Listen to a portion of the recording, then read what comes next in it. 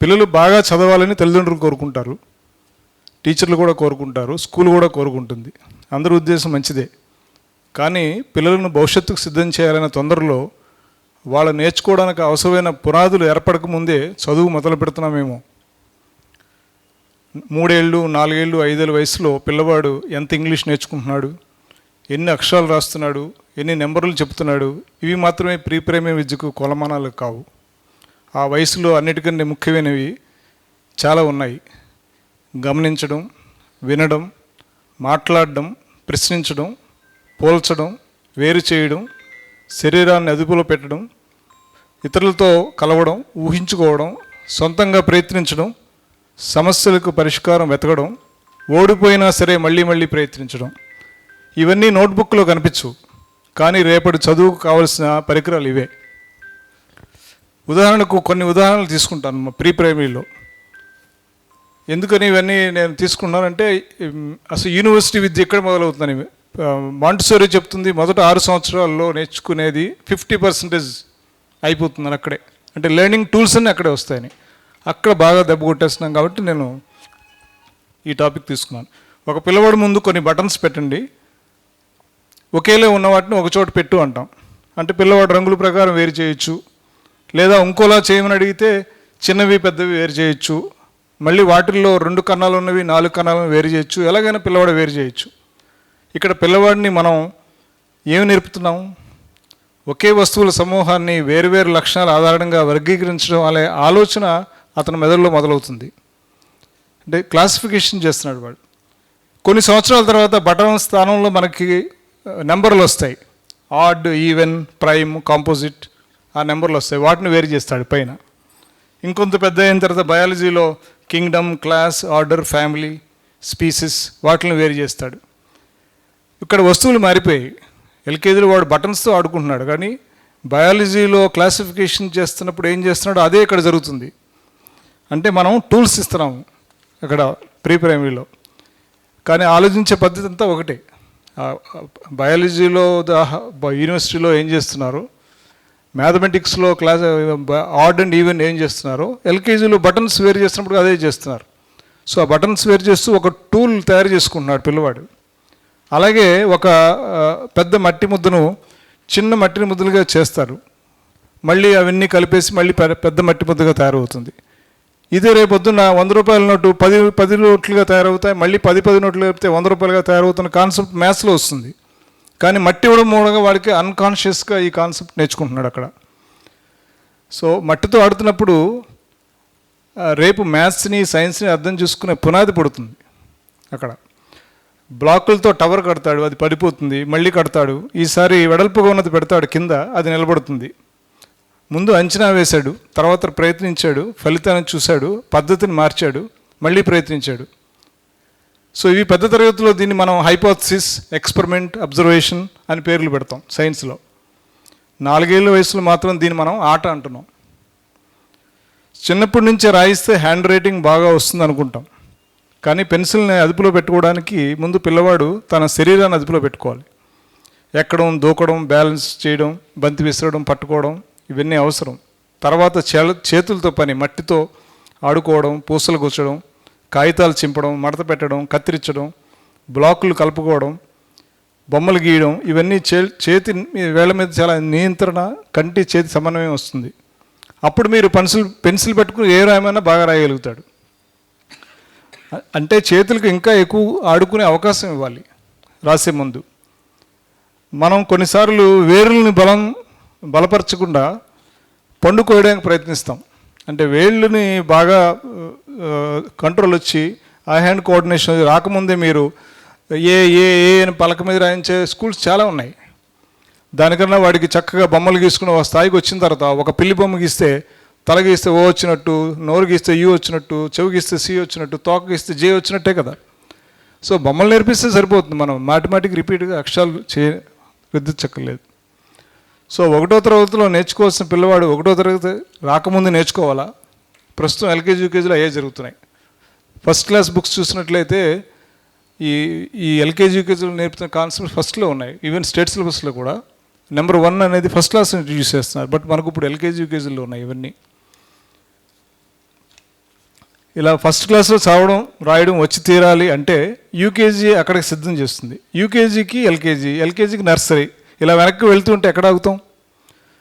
స్కూల్కి రెడీ అయిన పిల్లవాడు కేవలం A to Z రాయగలిగిన పిల్లవాడు కాదు, వినగలగాలి, గమనించగలగాలి, తనకు కావాల్సిన చెప్పగలగాలి, ప్రశ్నించగలగాలి, ప్రశ్నలతో వస్తువులతో పనిచేయగలగాలి, తోటి పిల్లలతో కలిసి మెలగగలగాలి, అలాగే సమస్య వస్తే ప్రయత్నించగలగాలి. ఇది స్కూల్ రెడీనెస్. ఇవన్నీ నేర్చుకున్న పిల్లవాడు ఫస్ట్ క్లాస్లో ఏదైనా ఈజీగా నేర్చుకుంటాడు. అయితే మనం ఈ పరిస్థితికి ఎలా వచ్చాం? ఇందులో తల్లిదండ్రులను తప్పడం సరికాదు. వాళ్లకు తమ పిల్లలు బాగా చదవాలి, మంచి భవిష్యత్తు ఉండాలి అని ఒక సహజమైన కోరుకుంటుంది. కానీ కొన్ని విషయాలు వెంటనే కనిపిస్తాయి. 20 పేజీలు రాస్తే కనిపిస్తాయి, A to Z చెప్తే కనిపిస్తుంది, 1 to 100 చెప్తే పరీక్షించవచ్చు, ఇవన్నీ చేయొచ్చు. కానీ పిల్లవాళ్ళలో పెరుగుతున్న జిజ్ఞాస కనిపించదు. ఊహాశక్తిని పేజీల్లో కొలవలేం, సమస్యను పరిష్కరించే సామర్థ్యాన్ని మార్కుల్లో కొలవలేం. ఇవన్నీ మనం ఒక టూల్స్గా నేర్పిస్తున్నప్పుడు పేరెంట్స్కి ఇవేమీ కనిపించవు. అందుకని ఏమడుగుతారు, మా పాప ఎంతవరకు రాస్తుంది, రీడింగ్ ఎంతవరకు వచ్చింది, నెంబర్స్ ఎంతవరకు వచ్చాయి అని అడుగుతారు. అక్కడి నుంచి స్కూల్ మధ్యన పోటీ మొదలవుతుంది. ఒక స్కూలు మా యూకేజీ పిల్లలు చదివేస్తారంటారు, ఇంకోళ్ళు మా ఎల్కేజీ పిల్లలు రాసేస్తారంటారు, ఇంకో స్కూల్ అంతకంటే ముందే మొదలు పెడుతుంది. ఈ తల్లిదండ్రుల ఆందోళన, స్కూల్ మీద ఒత్తిడి, స్కూళ్ళ మధ్య పోటీ, చిన్న వయసులోని చదువు, నింపేసిన నోట్బుక్సే మంచి చదువు అనే నమ్మకం వచ్చేస్తుంది సమాజంలో. ఇక్కడ అందరి ఉద్దేశం మంచిదే, కానీ మధ్యలో నలిగిపోతుంది పిల్లవాడు. విద్యలో ఎప్పుడూ కన్జ్యూమర్ ఈజ్ ఆల్వేజ్ రైట్ అనే వ్యాపార సూత్రం పనిచేయదు. తల్లిదండ్రులు అడిగింది ఇవ్వడం మాత్రమే కాదు, పిల్లవాడికి నిజంగా ఏది అవసరమో వారికి అర్థమయ్యేలా చెప్పడం కూడా విద్యావేత్తల బాధ్యత.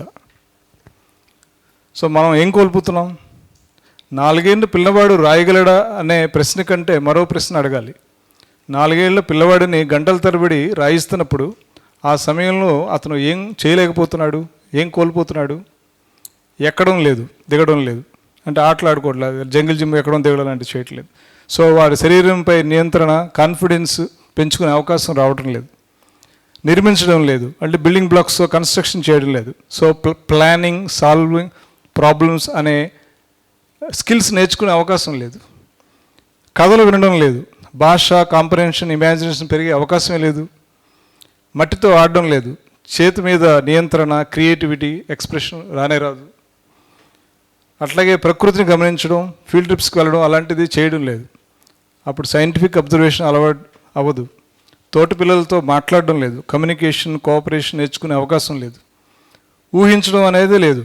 క్రియేటివిటీకి పునాది అదే. ప్రశ్నించడం అనేది అసలే లేదు. టీచర్ చెప్తారు, పిల్లలు రాయాలి, వినాలి, చేయాలి. కాబట్టి క్రిటికల్ థింకింగ్ పెరిగే అవకాశం పూర్తిగా లేదు. అంటే రైటింగ్ కోసం రాగానే ABC రాయించడమో అది చెప్పడమో చేసినప్పుడు మనం ఏ సమయాన్ని మనం తీసేసుకుంటున్నాం? రేపటి థింకింగ్, రేపటి language development, science, creativity, social skills ఇవన్నీ డెవలప్ సమయాన్ని మనం తీసేసుకుని ABC అని సింపుల్గా తేల్చేస్తున్నాం. 3000 పిల్లవాడిని చూసినట్లయితే అదేంటి, అలా చేస్తే ఏమవుతుంది, నేను చేయనా, ప్రశ్నలు. క్యూరియాసిటీ నేర్పించడానికి 3000 పిల్లవాడికి ప్రత్యేకమైన క్లాస్ ఏమీ అవసరం లేదు. ఆ జిజ్ఞాసతోనే పిల్లవాడు స్కూల్స్కి వస్తాడు. కానీ కొన్ని సంవత్సరాల తర్వాత మనమే అంటాం, ఈ పిల్లలు ప్రశ్నలు అడగరు. కాలేజీలు అంటాయి, క్రియేటివిటీ లేదు. ఉద్యోగ సంస్థలు అంటున్నాయి, ప్రాబ్లమ్ సాల్వింగ్ స్కిల్స్ అసలు లేవని. ప్రశ్నలు అంటున్నాయి, ఇన్నోవేటర్స్ దొరకడం లేదని. అప్పుడు మనం ఒకసారి వెనక్కి వెళ్ళి చూడాలి, ఈ విషయం ఎందుకు అని అడిగిన 4000 పిల్లవాడు ఏమయ్యాడు? నాకు చదువుకోవడం ఇష్టం లేదు అన్న పిల్లవాడే బ్లాకులతో బ్రిడ్జి కడుతున్నప్పుడు 40 నిమిషాలు ప్రయత్నిస్తూ కనిపిస్తాడు. పడిపోతే మళ్ళీ కడతాడు. అంటే అతనికి కాన్సన్ట్రేషన్ లేదా, పర్సిస్టెన్స్ లేదా, లెర్నింగ్ మీద ఆసక్తి లేదా, అన్నీ ఉన్నాయి. బహుశా అతను నేర్చుకోవడం మీద ఆసక్తి పోలేదు, మనం చదువు అనే పేరు పెట్టిన పని మీద ఆసక్తి పోయింది. పిల్లవాడు స్కూల్కి పంపుతున్నాం, uniform, tie, belt, badge, shoe, bag, books, notebooks, diary, ఇలా వీటన్నిటితో. ఆ పిల్లవాడిని చూసి ఇప్పుడు మన పిల్లవాడు స్కూల్ పిల్లవాడిలో ఉన్నాడు అనుకుంటాం. పిల్లవాడు చదువుకు సిద్ధమయ్యాడా, లేక చదువుతున్న పిల్లవాడిలో కనిపిస్తున్నాడా? అవన్నీ పెట్టుకుని అన్నీ అవసరమా? టై వల్ల కమ్యూనికేషన్ ఏమి రాదు, బ్యాడ్జ్ వల్ల కాన్ఫిడెన్స్ రాదు, హెవీ బ్యాగ్ వల్ల రెస్పాన్సిబిలిటీ కూడా రాదు.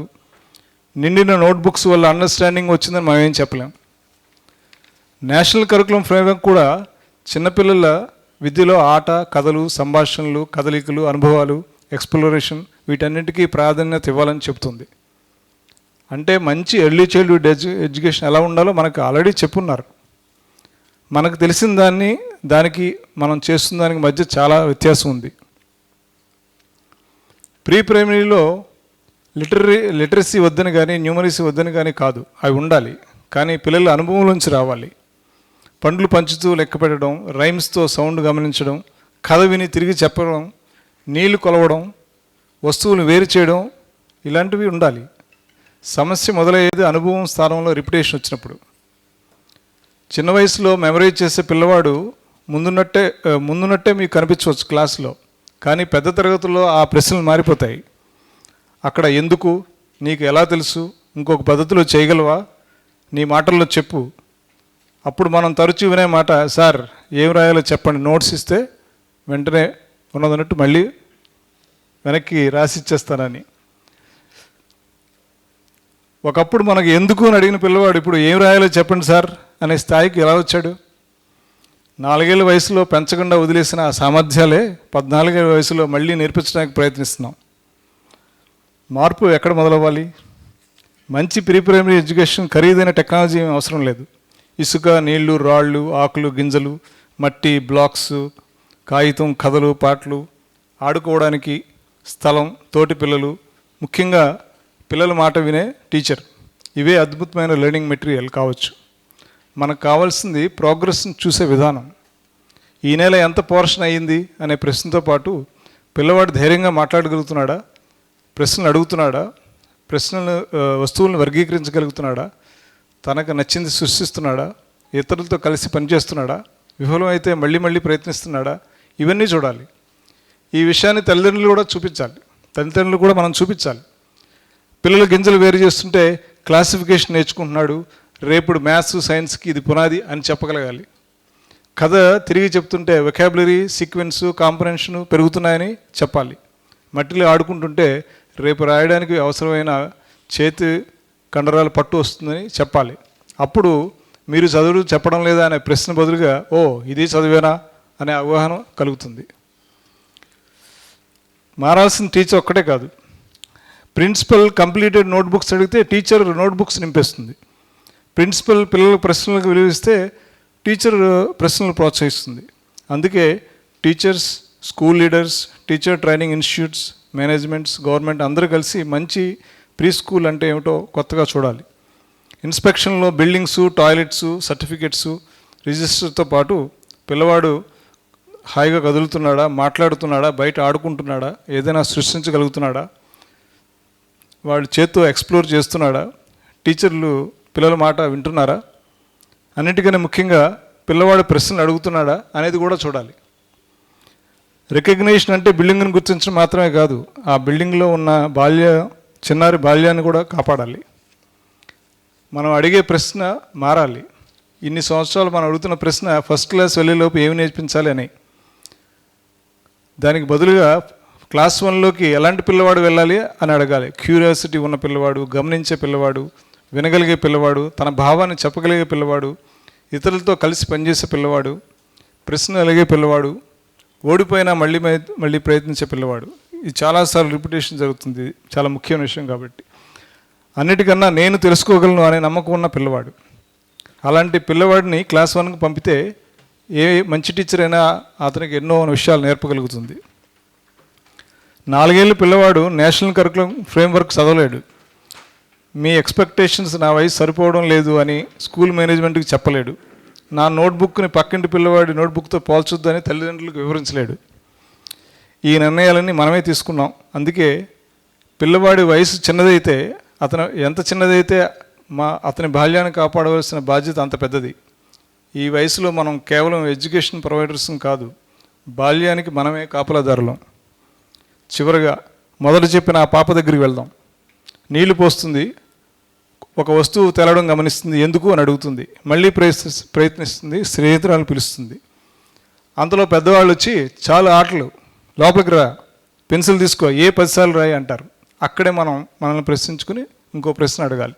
మనకు కావాల్సింది ఏని అందంగా రాయగలిగే 4 ఏళ్ళ పిల్లవాడా, లేక జీవితాంతం ఎందుకు అని అడుగుతూ తెలుసుకోవాలని ఉత్సుకత ఉండే మనిషా? పిల్లలు జిజ్ఞాసతోనే మన దగ్గరికి వస్తారు. ఆ 10 ఏళ్ళ తర్వాత creativity, critical thinking, problem solving, innovation కావాలని వర్క్షాప్ పెట్టడం వల్ల మనకేం ప్రయోజనం లేదు. అది ఆ వయసులోనే కాపాడాలి. పిల్లల్ని ఎక్కనివ్వండి, మాట్లాడనివ్వండి, నిర్మించనివ్వండి, ఊహించుకొనివ్వండి, ప్రశ్నించనివ్వండి, సృష్టించనివ్వండి, ఓడిపోనివ్వండి, మళ్ళీ మళ్ళీ ప్రయత్నించనివ్వండి, అన్నిటికంటే ఆడుకోనివ్వండి. ఎందుకంటే మన పిల్లవాడు ఏదో ఆడుకుంటున్నాడు అని కనిపిస్తున్న సమయంలోనే జీవితాంతం నేర్చుకోగలిగే మనిషిని తనలో తాము నిర్మించుకుంటూ ఉండవచ్చు. మనం దారి పూర్తిగా తప్పిపోలేదు, తిరిగి సరైన దారిలో వచ్చే అవకాశం ఉంది. అందుకు పిల్లల్ని మరింత చిన్న వయసులోనే స్కూల్కి సిద్ధం చేయడం కాదు మనం చేయాల్సింది. పిల్లల బాల్యానికి సరిపోయేలా మన స్కూళ్ళను సిద్ధం చేయాలి.